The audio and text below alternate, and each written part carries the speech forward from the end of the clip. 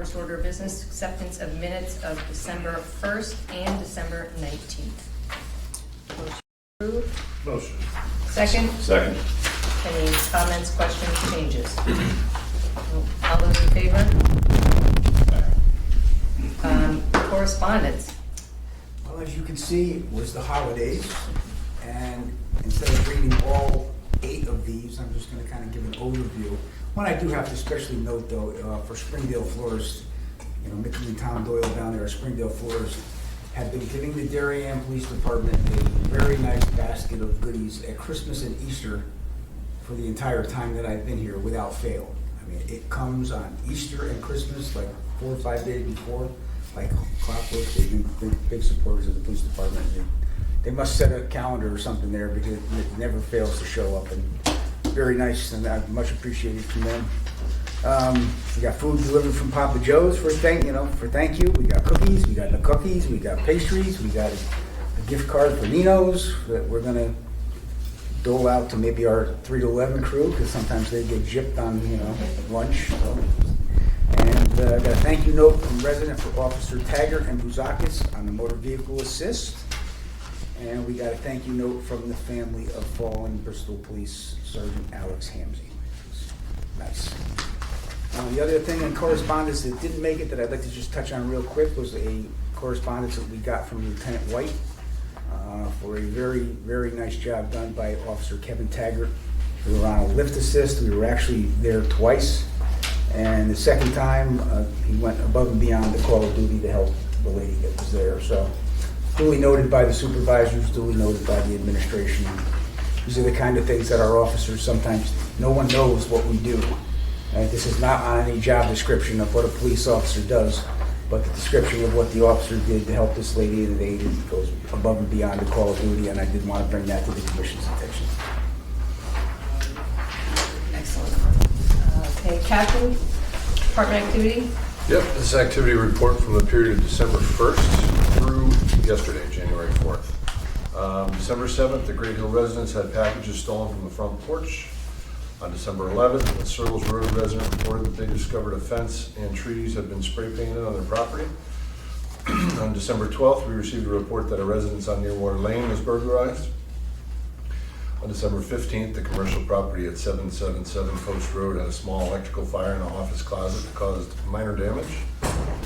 On December 20th, a 27-year-old Stanford man was arrested by warrant for assault second degree and breach of peace for a fight he started on a transit bus on October 21st. January 4th at approximately 12:30 a.m., a 21-year-old Bridgeport man was arrested for attempting to break into vehicles at the Darien train station. December 23rd storm brought heavy wind conditions and coastal flooding to several areas of town, leading to approximately 25 additional calls for service throughout the day, ranging from property damage to downed wires and trees to impassable roadways. During the same period, we had 2 DWI arrests, 4 domestic disturbance incidents, 2 of which involved arrests, 13 separate incidents of personal checks being stolen from mailboxes and/or check wire fraud. 3 of these incidents actually involved the theft of mail from a resident's mailbox. No stolen cars, 3 overnight burglaries of unlocked cars, and 1 forced entry car burglary. We had 37 motor vehicle accidents, 9 involving minor injuries, 38% of those occurring on the Post Road. And the patrol division conducted 103 traffic stops. Maybe just as an aside or an ad, the night after the forced entry car burglary, which occurred in the early morning between 5 and 6 a.m. up by Orange Theory, up by in that parking lot by the Duchess. So it's definitely contained within a 1 hour time frame early in the morning. Again, a purse was left in the car, I think invisible. The next morning, the Midnight Patrol Division did make an arrest of a young man from Bridgeport attempting to enter cars. Not in that identical area, but here and there, and so they did make an arrest the very next day.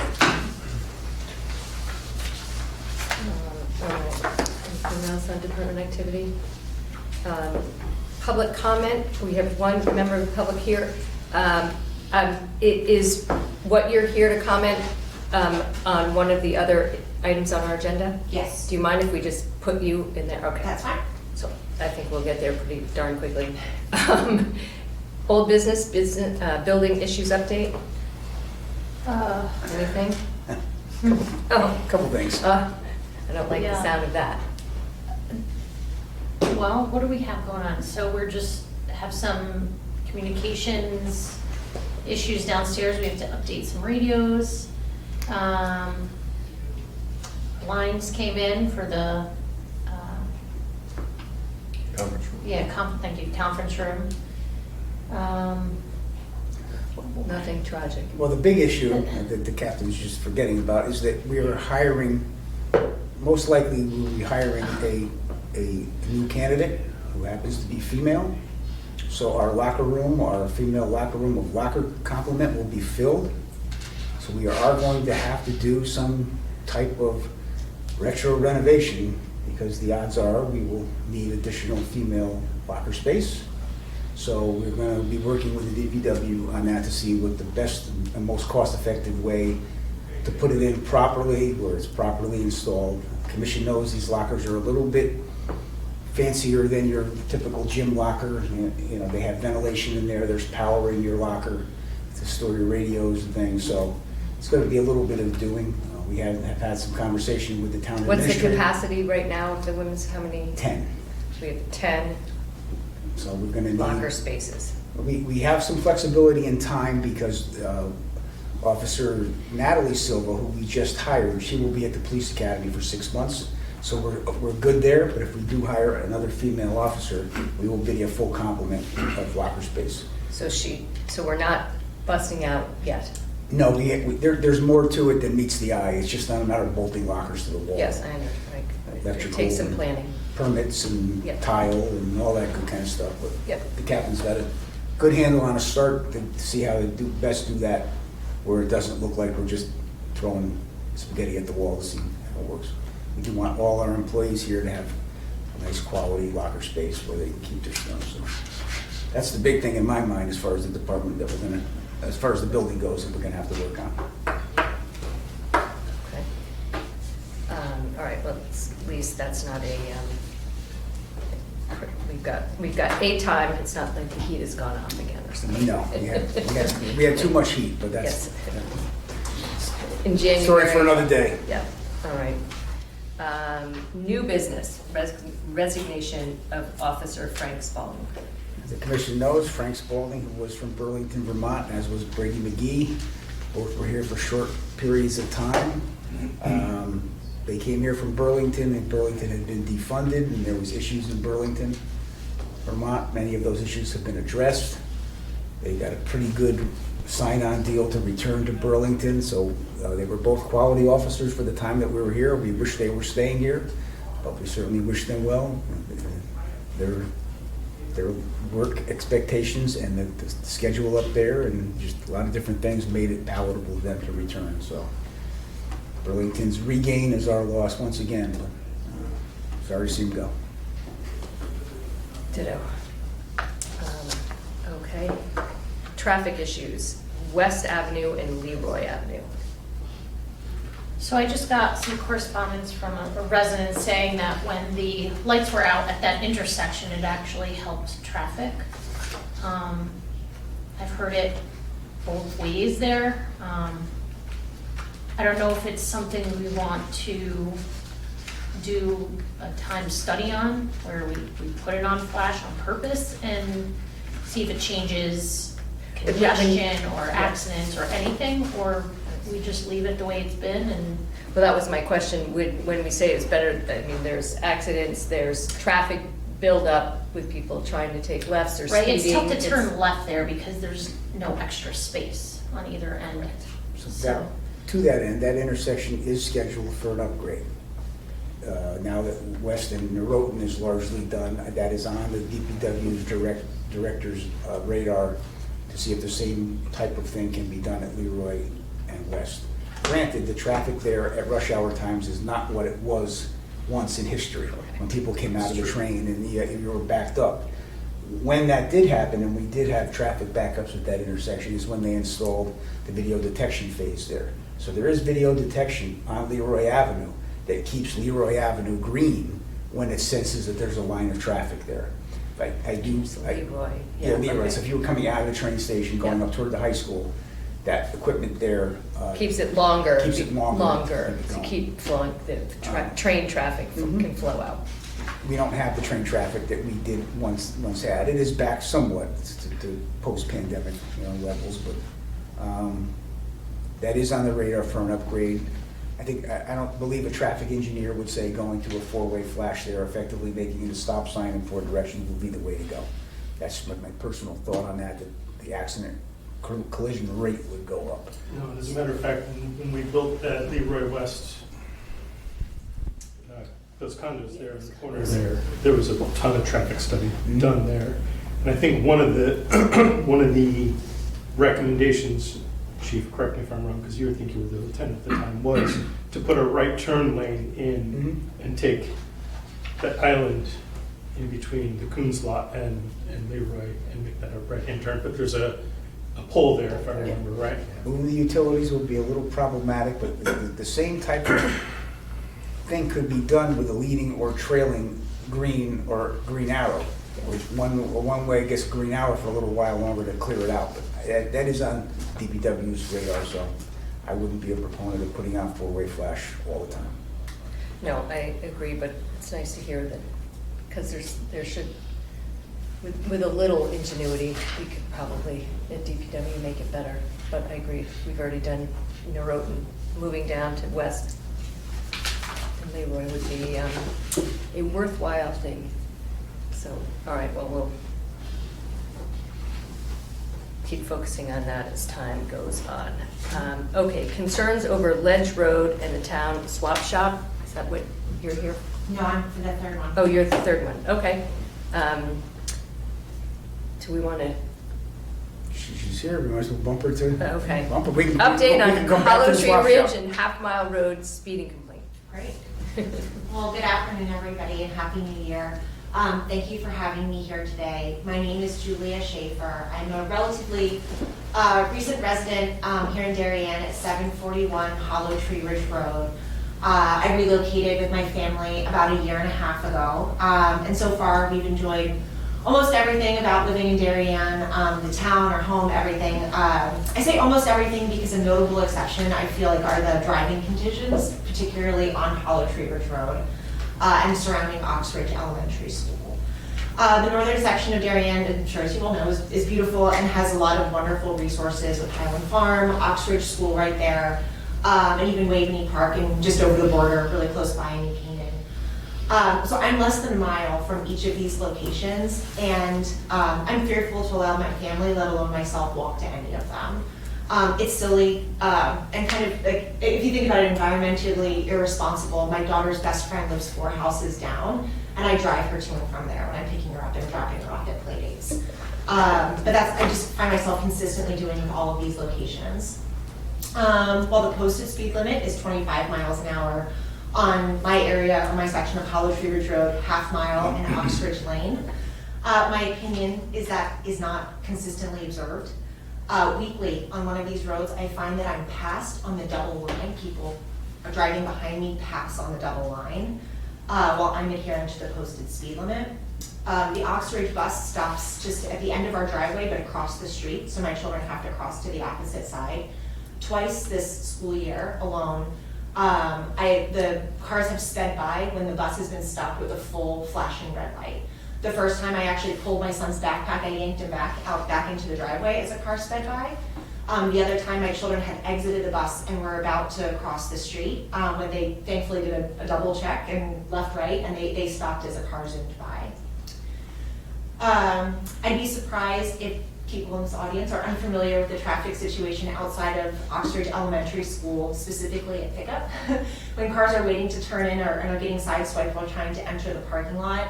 I realize the situation is exacerbated by the ongoing construction, but I can't help but think that if walkability weren't such an issue, that would naturally be eased by children and parents foregoing their cars and actually walking their children to school instead of driving and adding to that congestion. I don't have a foolproof solution to remedy the situation, but I do hope this can be the start of an ongoing discussion and call to action with town residents and employees to figure out something to do to work together to try to fix it. Some possibilities, I understand that everything has to be evaluated, and there are different traffic laws about what can be done. But potential for installation of stop signs to force drivers to actually stop. So right now there's a stop sign at Half Mile where it abuts to Hollow Tree Ridge Road, but potentially making that a three-way stop. I don't know if that's an option. Installation of speed bumps to force drivers to slow down, or increase patrol presence and enforcement of these areas. A big thank you to Captain Allison over there, with whom I've been in contact over the last month or so on the recent installation of the radar detector on Hollow Tree Ridge Road just south of Sherry Lane. I understand that another one has been approved for outside of Oxford School on Mansfield Avenue, so I look forward to seeing that one come up as well. And if, thank you to all the police officers who's been on patrol. I heard the traffic, 103, I think, traffic violations just in the last month. But if anybody ever wants to patrol the area around 741 Hollow Tree Ridge Road, I'm a very friendly resident with a great driveway, and happy to offer a cup of coffee or anything to anybody who wants to come by. Another suggestion, I realize this is out of scope of the Darien Police Department, but is the installation of sidewalks around the perimeter of Oxford School and leading to Highland Farm. I placed requests with Darien Public Works, which unfortunately have been denied because there's a matrix system that's used to evaluate that indicates density in the area isn't high enough. I would actually argue with the presence of both a public elementary school. I think it's the only one that doesn't have sidewalks or a crossing guard or anything to help the students there, as well as the public park, that this is potentially an opportunity for exception for that evaluation. So I look forward to continuing in the new year to work with the Department of Public Works. And so as 2023 is a new year, I hope everybody will help to make a resolution to make Darien and the walkability of Darien safer for everyone. And that's it. Happy to answer any questions if you have any questions. Julie, nice to meet you, by the way. We spoke on the phone. Yes. I know you're coming today. Oh, so yes. I've spoken to many people on the phone. I feel like since I moved in, as I mentioned, the summer of 21, and I feel like that first week, I'm like, I'm going to start calling the police department about this. So I probably talked to everybody in the department so far. So I'll give you your thoughts, Captain O'Donnell. Thank you. I know you quickly responded to the situation up there. Have you seen a difference with the speed sentry that was placed there at all, with cars speeding? Has that been affected at all? Or? I'm not sure. I'd say that it came just before the holidays, so I feel like it hasn't been the exact same traffic flow generally, just around Christmas and New Year. So I'm not exactly sure. I also feel that I'm probably out there less just because the weather has been a little colder and not quite as nice. So I'm not exactly sure. I don't have an answer for that. Okay. So I'll say, since we put the speed sign up, and I talked to Schaefer, I don't know if it's working properly, but the numbers we pulled from there are showing an average speed of 18 miles per hour. But I need to check with the Traffic 2 center to make sure we have everything running properly. It seems low to me. It does. That's a 25 mile per hour. 25, right? Yeah. Right, 25 mile per hour drive. So yeah, I'm just gonna make sure that Some chipmunks crossing the street. yeah, that it's all set up correctly, and then it continues to take measurements as it's out there, so we can always update it or check back, and I'll keep you posted on what the speeds are. But as of right now, it's saying 18. I don't know how accurate that is at this point, so we're just gonna check on that. Do we want to just touch upon just maybe the broader audience here? I've spoken to Julie about this a little bit, but stop signs and speed humps over there, just about the warrants for stop signs, et cetera, things like that. Right, so with legal traffic authority, you have to file with the state, and they have to hit certain criteria in order to get speed humps, stop signs, and it's a traffic study, and it's based on how many vehicles go through, speed limit, how much walking, residents are walking on the streets, things like that. I don't know if it would hit the criteria to get those, but we can start looking into that. Yeah, the stop signs in particular, and then others can elaborate if they want, but cannot be used to as a mitigant for speeding, unfortunately. So I think that would be something difficult to put up there. I know the school bus incident, you did research that as well, right? Mm-hmm. And unfortunately, there wasn't full picture. It's hard. When we have our traffic unit working, a lot of times mornings and afternoons, they'll follow school buses. Unfortunately, because we're down people, we don't have enough officers to have it a specific traffic unit. But that's pretty much what they do every morning and every afternoon is follow school buses. It's hard unless we're right there to see the violation.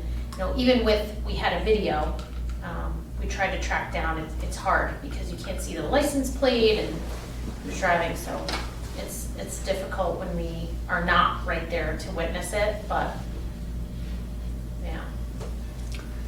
As far as Hollow Tree goes, and I haven't been here since the dawn of internal combustion, but I've been here long enough that I can tell you about the upgrades that we have done on Hollow Tree Ridge Road. At Hollow Tree and Allwood, it is a three-way stop sign where it never was before. But that was for collision history, so we were getting collisions at that intersection. And then at Hollow Tree and Oxridge Lane, that was not a three-way stop sign, that was a one-way stop sign, only on Hollow Tree. And we were getting collisions there as well. So that's why that went in for a three-way stop sign. You know, Commissioner Hayes' point, the MUTCD, which we're required to follow in Connecticut for the installation of signs, does not allow you to put in stop signs for speeding purposes. It's just, it doesn't meet the traffic warrant. That's why you can't do that. You know, we've talked about Hollow Tree for forever, and I've given out hundreds, if not thousands, of tickets on Hollow Tree Ridge Road. There's probably still people burning me in effigy because when I worked in the traffic unit, that was the road, you know, in that straightaway by Nolan Lane and Stephanie Lane where you did traffic enforcement in both directions. So certainly with enforcement, you know, the field services captain can direct, you know, directed patrols there to be there at least as much as we are now, or if not more. You know, the 3 E's of traffic are education, engineering, and enforcement. Enforcement's our main thing, right?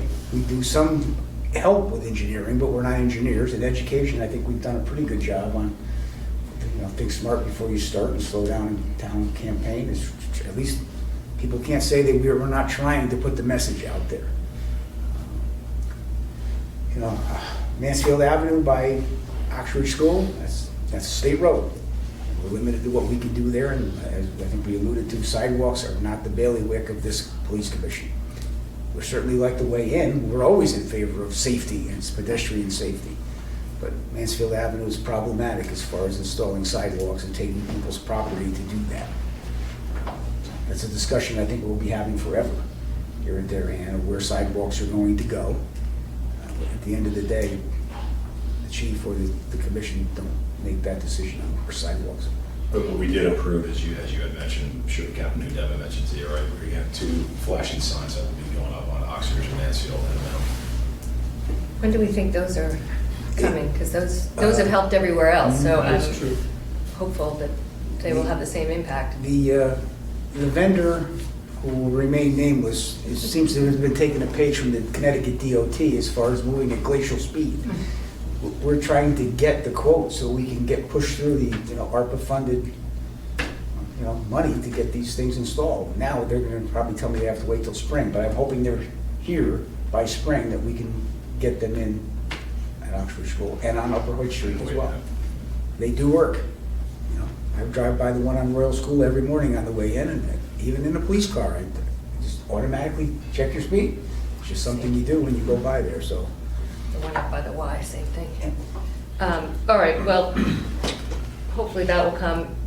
We'll hear an update on whether our 18 miles an hour speed limit is, hopefully that is working. Are there bus stop signs there in that stretch? No. The bus stop signs, you know, they're the fluorescent green, you know, with the lights. We put them in basically, you know, on request. They're not something that's a regular roadway treatment that the DPW puts out on a regular basis. And if you put too many of them up, it kind of dilutes, you know, like anything else. If you have too much signage, and I can tell you from experience, Upper Hollow Tree and Upper Mansfield Avenue, the residents who live up there do not want additional signage. That's true. They don't. But sometimes it has to go in. Well, I have a very healthy email distribution list of all of the neighbors along College Ridge Road and the surrounding area, so I'm happy to drum up support if needed for anything. Well, it sounds like we continue the dialogue. We will continue to see which knobs we can pull. Hopefully we will get our dynamic speed signs. Appreciate you coming, and I'm not sure what we can do today, but we will keep working on it. Great. And then back to concerns over Ledge Road and the town swap shop. Well, for anybody that might be watching on TV, I think we can just kind of hit the overview of the swap shop. Most people know the swap shop's at the transfer station on Ledge Road. People bring things of value or things that are not junk to the swap shop and bring it there for other residents or other visitors to come and take. I don't even know what the rules are for the swap shop. I don't know. I think you can bring anything that's of quality. You probably can't bring, Can't bring a couch. knives or Or big probably furniture, I think. furniture. There are volunteers there that look at the stuff and organize it.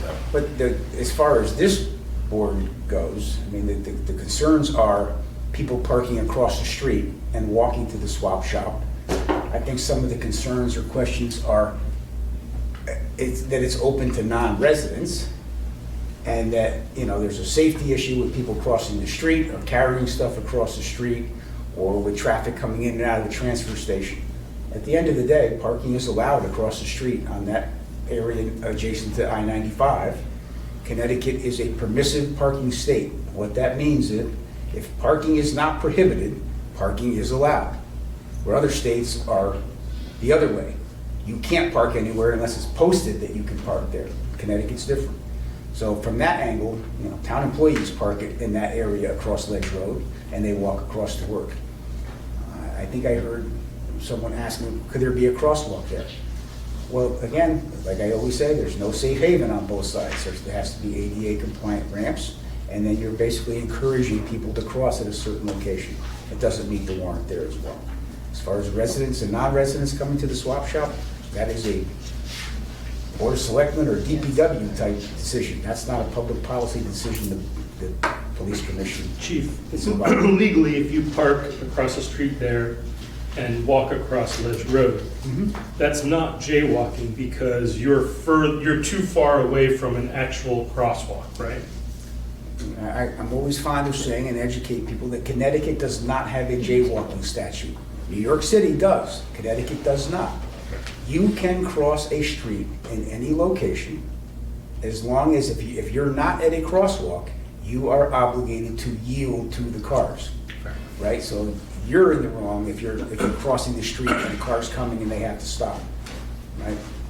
Not the safest way to do it, but we know people are not going to always cross at a crosswalk. But there is no jaywalking statute in Connecticut, so they can cross there.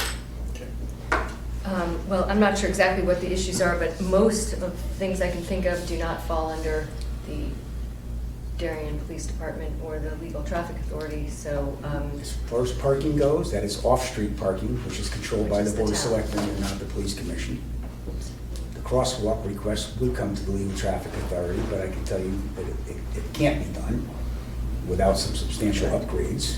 And as far as the swap shop rules, that has nothing to do with us. Okay. There's never been any fights or criminal activity there that I'm aware of, so, Everyone behaves well with grabbing other people's stuff. I've never been in there, so I can't tell you what, Well, that's a good what's in news. there. All right. Maybe I'm missing something good, I don't know.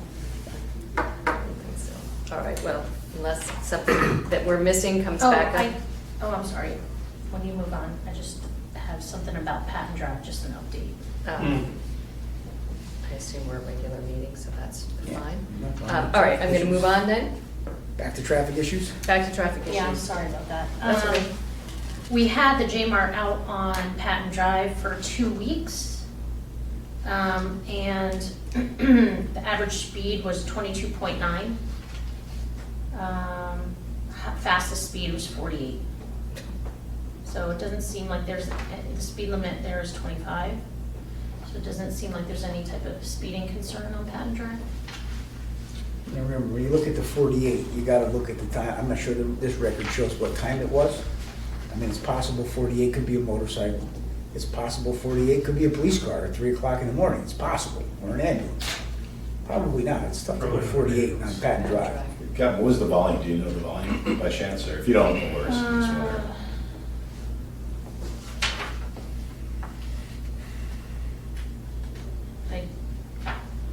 I don't have the volume. Yeah, no worries. Thanks. To that point, again, just to remind the commission that that intersection is already in the queue list for an upgrade of signalization and phasing. We're gonna have to see how that operates once new equipment goes in there. Will people not go down Patton Drive if they're gonna know they're gonna get a green light to continue on to where they're going when it's properly phased? It's 20, you said 25 is posted and we're at 22.9? Right. All right. All right, well, we'll continue to work on that with the neighbors of concern. There was a formal traffic study a few years ago anyway, right? Out there. For sure. Right, yeah. For plumbers. Yeah. Yeah, with all the construction. All right, anything else with traffic? No. I think it's a regular meeting, so anything else with, anything else? Anyone? We're all good? All right. Next meeting. This was a regular meeting? This was our we first? Yep. So, the 19th? I won't be here on the 19th. I may or may not be here. I had a pistol 6-hour permit time. denial hearing, and the Board of Firearm Permit Examiner starts at 10, and they don't end until midnight. So- How's the 26th? That works. Yeah, for the 26th. Okay. Kevin? Hold on. 26th. Two calendars to check. Bear with me 1 second. I'm not here on the 2nd, I don't think so. No, 26 works, Kim. 4 PM. Why don't we say 4 PM on the 26th for a special meeting? That's all right. With anything else before we adjourn? Okay,